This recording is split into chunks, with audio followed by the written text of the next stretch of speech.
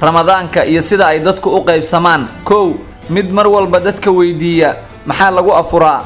2 mid biyaha caba isaga oo ilowsan in uu sooman yahay.